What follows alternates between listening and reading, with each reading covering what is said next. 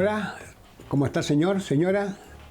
Junto a ustedes nuevamente con NanoBioHealth, el centro alemán NanoBioHealth, donde con mucho estudio y probando diversas fórmulas se ha podido combatir con óptimos resultados el cáncer. El cáncer no espera, hay que estar preparado en cualquier momento para enfrentar una cosa tan difícil y complicada como ella.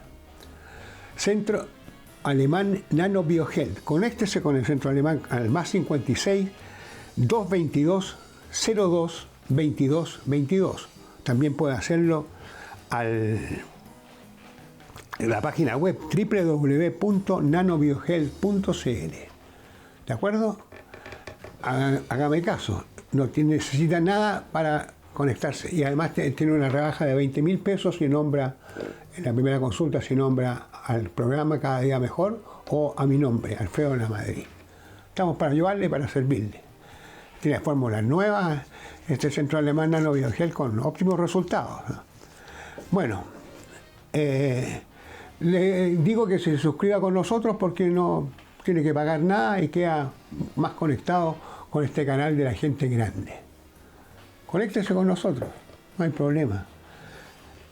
Va a tener acceso espectacular a la radio, que transmite las 24 horas del día, la revista Cada Día Mejor, que aparece los lunes y van cambiando crónicas durante la semana.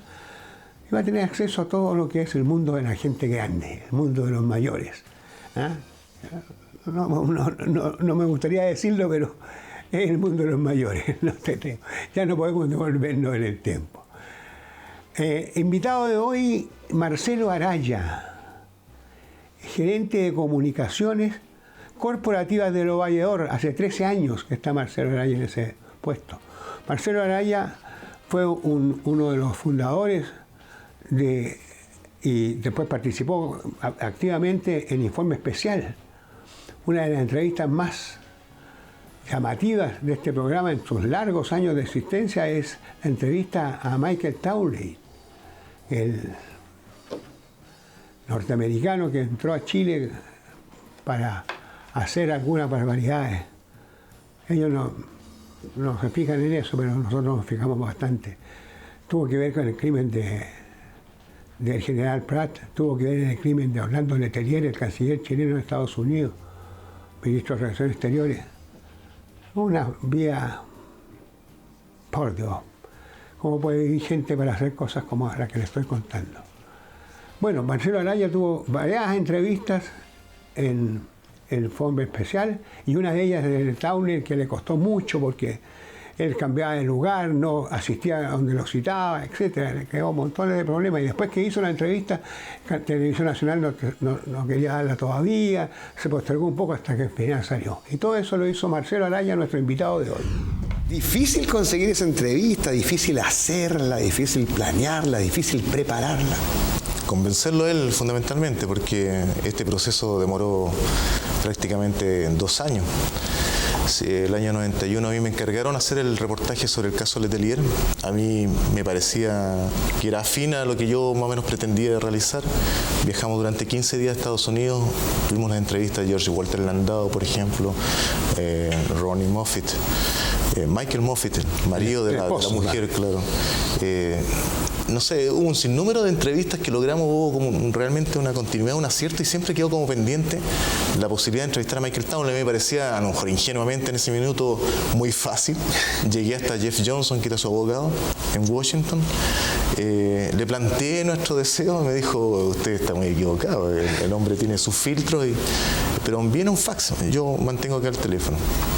Y estuvimos 2 años mandando fax, hasta que la última cosa que nosotros realizamos, que creo que fue la que concretó esta situación, es que por vía del fax, el penúltimo fax, por decirlo así, le planteo que me gustaría que viera el reportaje que nosotros hicimos respecto del caso Letelier en términos globales, que nuestro trabajo era muy digno, honesto y tratábamos de ser objetivos, entendiendo que objetividades no existen, pero que aspirábamos por lo menos a ser objetivos.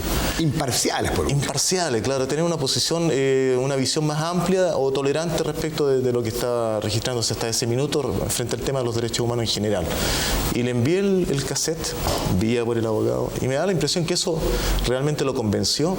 Y recuerdo que estaba en Lima, había terminado de entrevistar a Fujimori y me sentía muy bien porque había sido imposible entrevistar a Fujimori y él me dio una entrevista en ese minuto y andaba con un celular, cosa que hoy día ya no es muy común, pero claro, yo andaba con el celular, me acuerdo que fue en noviembre del 92, claro. Y me llama de acá nuestra productora Paula Avilés y me dice: Marcelo, hay un fax.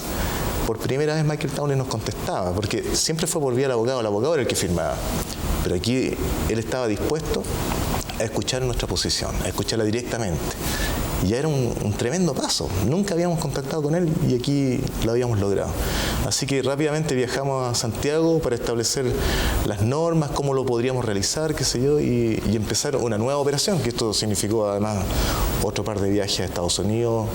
En el primero, que me conociera, viajar de Miami a los puntos que él señalaba, me fue a buscar un vehículo con un personaje diferente, me recuerdo un coronel de la Fuerza Aérea norteamericana, que no hablaba nada de castellano. ¿Tú hablas bien inglés? Yo hablo inglés, pero él curiosamente no le entendía nada, porque hablaba un inglés muy cerrado, pero yo, cuando él lo llamaba Michael Townley por vía telefónica, yo le iba entendiendo todo. Lo que se iban conversando, porque como que aclaraba, yo creo que había una intención, una carga de él de que yo no entendiera muchas cosas. Y al final llegamos a ese hotel, me acuerdo, no sé en qué punto, porque viajamos como 3 o 4 horas, y llegamos al hotel, me bajo, y hay un personaje vestido de blanco, impecable, tostado por el sol de las playas ahí de la zona de Florida, porque estoy seguro que fue ahí. ¿Y se muestra afectuoso contigo, distante, frío? Muy frío, muy serio. Entonces digo, ahí vienen las primeras sensaciones, ¿no? Estoy frente al criminal. Algún leve temor, digamos, ¿quién es este personaje? Y al final me da la mano y me dice: soy Michael Townley, con una voz muy baja, acompáñame. Y me lleva hasta un bar, me presenta a su compañera supuestamente, y tomamos un trago y él dice: yo quiero que usted comparta conmigo 2 días completos, quiero conocerlo, quiero saber si viene es seguido o no es seguido. Vamos a ir a otro hotel, usted no tiene derecho a hacer un llamado a Santiago, ningún llamado, y vamos a conversar solamente para establecer qué tipo de persona es la que me quiere entrevistar. Y eso fue la primera parte. Después ya convencerlo que apareciera así en su rostro, fue otro proceso bastante difícil, porque él quería que fuera un poco el estilo de la BBC, ¿no? Semi en oscura, en penumbra. Le dije: perdóneme, o sea, la historia de la BBC es la historia respecto a un criminal en un país lejano llamado Chile, en Sudamérica. Eso es lo que van a entender los ingleses. Los chilenos queremos conocer la historia real de un hombre que participó en algo, y tiene que ser a cara descubierta, si no, a cara cubierta significa poner a cualquier gringo hablando cualquier cosa. Claro, y podríamos poner todo, nosotros somos tan buenos los chilenos para poner en duda las cosas. Todos dudamos de todo, claro. Así que, pero fue un proceso igual, donde tuvo que intervenir el director del canal para comprometerse, entre otras cosas, por ejemplo, a limitar la salida del programa al extranjero, porque él tenía un gran temor de la DINA. Él decía: si se llega a retransmitir en otras partes, me van a reconocer los cubanos, un temor tremendo hacia los cubanos. Bueno, es largo, hartas cosas, pero en un momento tuve que salir, yo estaba de vacaciones en un lugar y llamar al director del canal a otro lugar y decirle: director, juntémonos, y me dice: bueno, juntémonos en Viña, ya que está el festival, nos juntamos en tal punto, tú lo llamas y yo le digo que le voy a dar las garantías esas de que no sea emitido por el satélite, por la alternativa. Y ahí ya entramos a convencernos de que se podía hacer.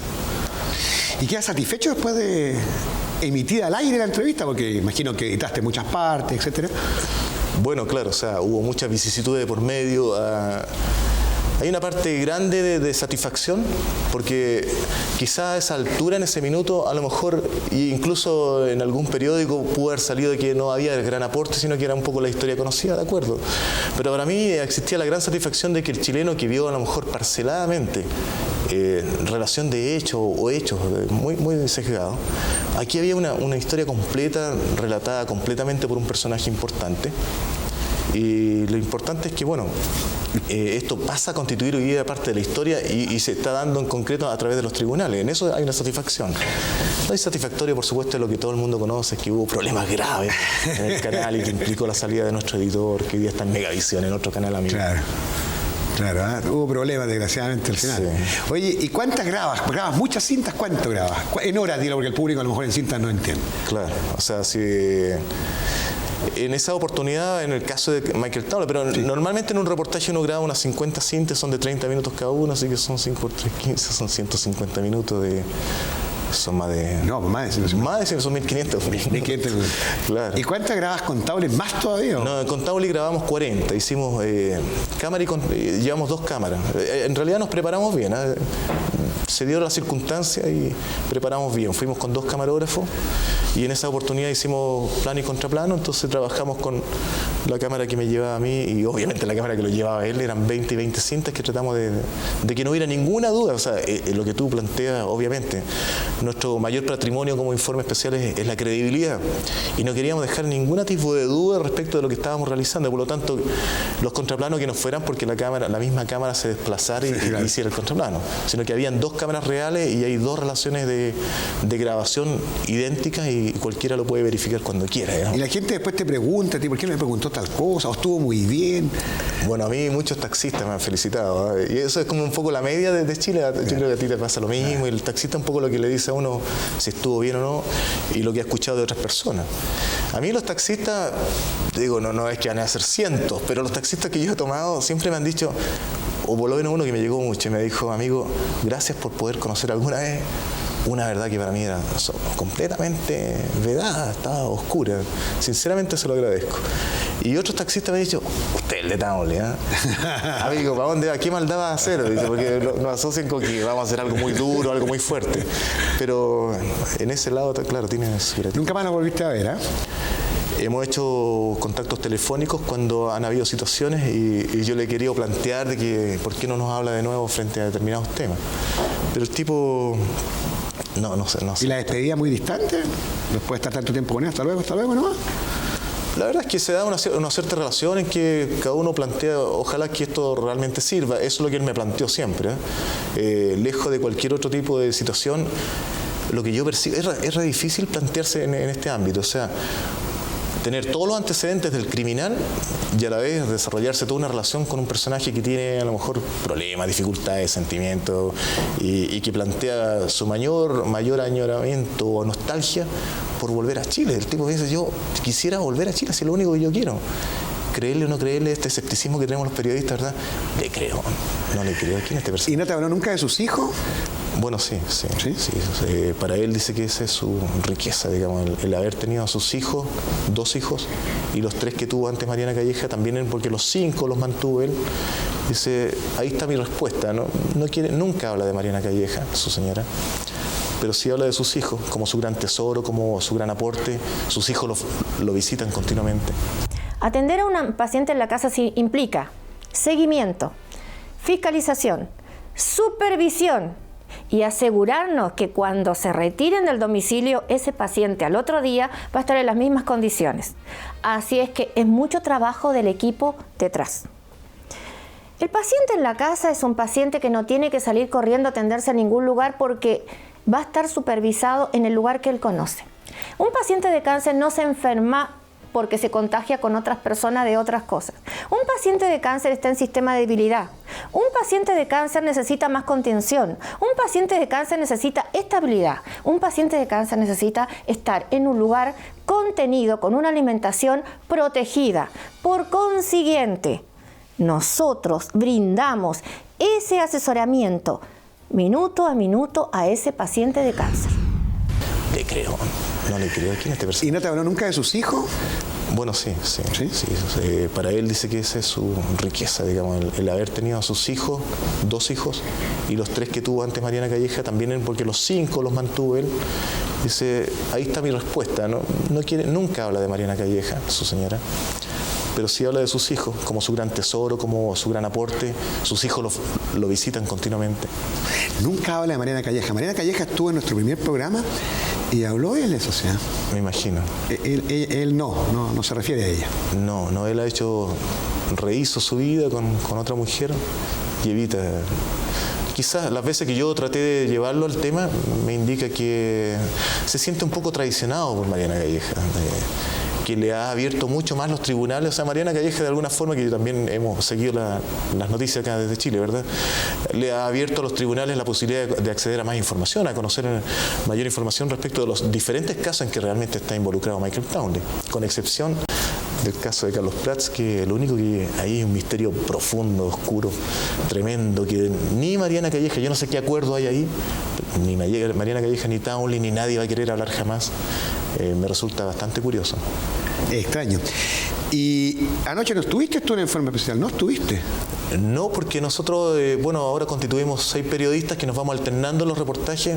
La idea es hacer un trabajo en profundidad de investigación. Bueno, no es la idea de hoy, lo hemos tratado de hacer siempre. Claro. Entonces nos vamos alternando en términos de reportaje, ¿no? Y anoche estuvo, Guillermo Muñoz con el trabajo del incesto. ¿Qué reportajes tienes por delante en esta temporada de Informe Especial?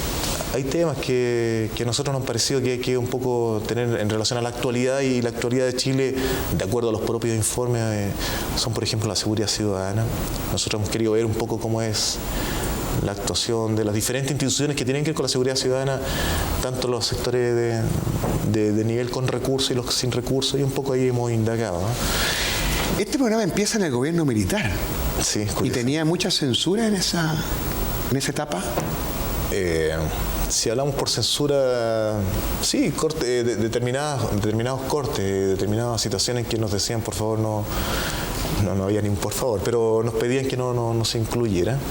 El programa ha sido polémico por las dos cosas, por el tipo de temas que hemos tratado, y nosotros creemos haber nacido en un periodo donde muy poca gente se atrevía a desarrollar temas que tenían que ver con la vida social de este país. Y por otro lado, porque internamente también nos constituimos o coincidimos en que éramos un grupo sin conocernos, sin tener amistad entre nosotros. Pasamos a constituir un grupo que teníamos cierta afinidad. O sea, primero, decir la verdad está por sobre las cosas. Ahora, sin duda que hay determinados límites. Nosotros nacimos en el año 84, salimos al aire un jueves también, pero a las 11 de la noche como un programa secundario.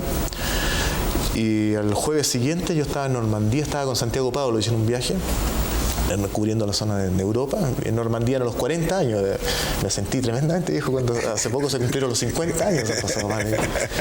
Y bueno, estábamos con Santiago Pablo y recibimos un cable donde decían, programa éxito total, claro, llamados telefónicos tremendos. El primer reportaje fue de Santiago Pablo, que fue sobre el niño maltratado. Y entonces ese éxito nos permitió que al jueves siguiente nos repusieran, pero ya en horario de prime time, a las 21, a las 9 de la noche. Y en la actualidad hay alguna, si no censura, a lo mejor me expresé mal yo, pero este tema nos conviene. A todos nos duele cuando se habla de censura. Sí, claro, pero este tema nos conviene ahora, a lo mejor va a crear más problemas. Una especie de prudencia, ¿existe también en la actualidad? No está en nosotros, por lo menos.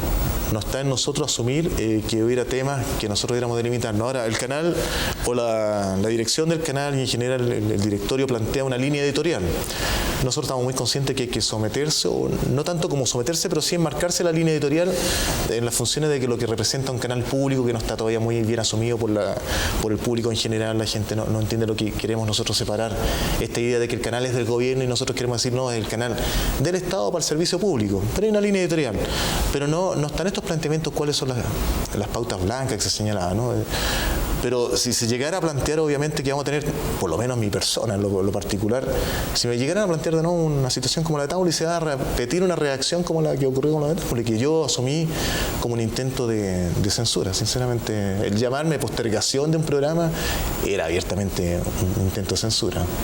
¿Tú te dedicas dentro de Televisión Nacional exclusivamente a Informe Especial? ¿Trabajan todo el año los periodistas que están en este programa? Así es, sí.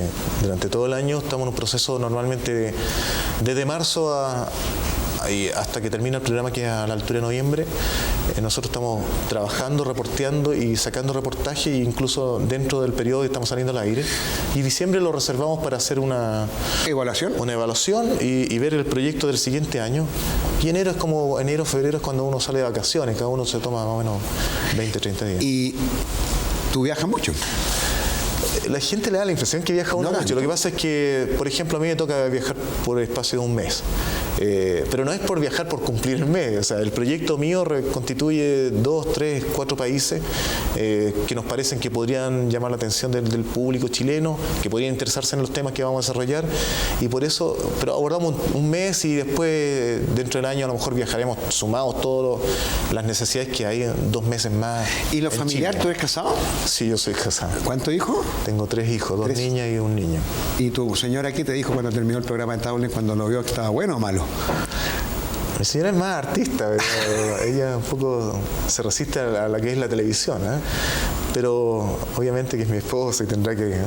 No, ella lo encontró bien.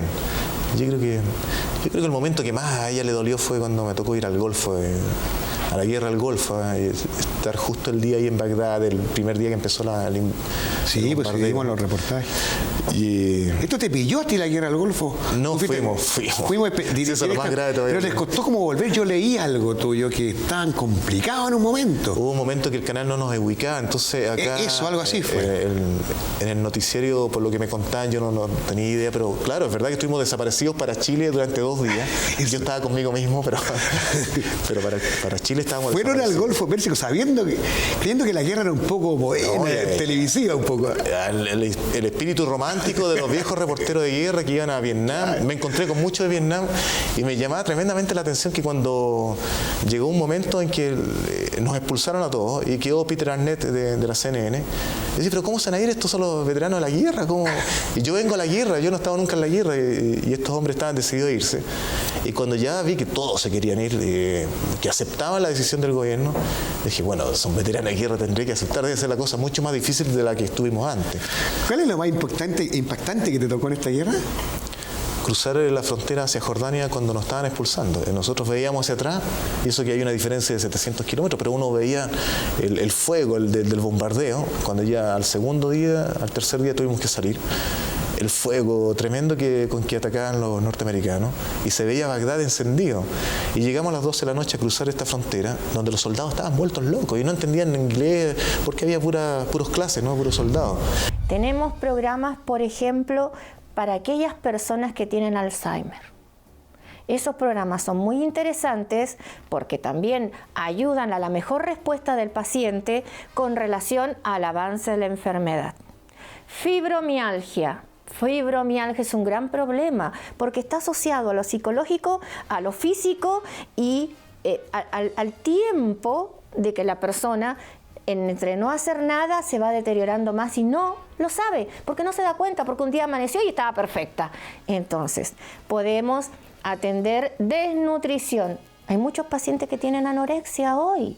Entonces, ¿qué necesitan? Una dinámica de trabajo rápida que le aporte las nutriciones para poder regenerar y que el cerebro no se vaya como deteriorando cada día más. Y hay un tema muy importante. Todos, cualquiera de nosotros se estresa, se cansa, se agota, no va a la facultad, deja de hacer un deporte, deja de tener una polola, deja de hacer la vida que tenía, entra en una depresión y muchas veces es porque físicamente está agotado. Esos programas serían la base de que usted un día mañana no tenga ninguna de estas enfermedades que yo le dije o no la tenga tan acrecentada, las tenga que usted las pueda manejar. Llámenos, comuníquese con nosotros. Y llegamos a las 12 de la noche a cruzar esta frontera, donde los soldados estaban vueltos locos y no entendían inglés porque había puros clases, ¿no? Puros soldados. Y cruzaban sus balas y yo me dejaba entregar la cinta y ahí el oficial me decía... El oficial, del láser que nos llevaba en el automóvil, pasamos junto a unos agentes de la Reuters británico, andábamos con muchos gringos, fue nuestro peor error. Ahí yo siento uno a veces tiene aciertos, pero este fue un error, pasar con los gringos, porque nosotros cada vez que hablábamos de americanos, o sea, cuando yo hablaba de Chile. ¿De dónde usted? De Chile. ¿Dónde queda Chile? No lo conocemos. Sudamérica. Y no escuchaban Sudamérica, se quedaban con América. Entonces, para ellos, los Americans eran los que le estaban bombardeando Bagdad. Obviamente que querían fusilarnos ahí. Fue lo peor que pudimos haber hecho. ¿No? De verdad. Ese momento fue de miedo. De miedo de miedo que fue tremendo. Tú dijiste, hasta aquí no va a llegar de repente. Yo pensé que nos moríamos ahí, sinceramente. Yo pensé que ahí nos pasaban balas y se acababa nuestra cosa. Y ahí se acababa todo. Y yo decía, yo soy responsable de la vida, suponiendo que saliera vivo, digamos, la vida del camarógrafo, del asistente. No, realmente uno siempre tiene miedo, ¿eh? Si la gente cree que uno es... No, lo que pasa es que, claro, uno siempre tiene miedo, pero uno sabe que tiene que cumplir una obligación determinada y trata de aferrarse un poco a la suerte o a Dios, el que cree, qué sé yo, pero uno va a situaciones de conflicto, pero con miedo, no con cobardía, pero sí hay miedo, o sea, eso no lo puede desconocer uno. ¿Tú no crees en Dios? Yo creo en Dios, estoy muy lejano, sí, de la... Un poco lejano a la religión. Así es, así es. A lo mejor estos momentos te acercan un poco cuando viene el miedo, uno dice aquí, ¿quién me ayuda de repente? Pero uno, como es racional, uno empieza a cuestionarse, ¿por qué me va a ayudar a mí y no ayuda a los que están matando en este minuto? Entonces, también esa es mi discusión permanente.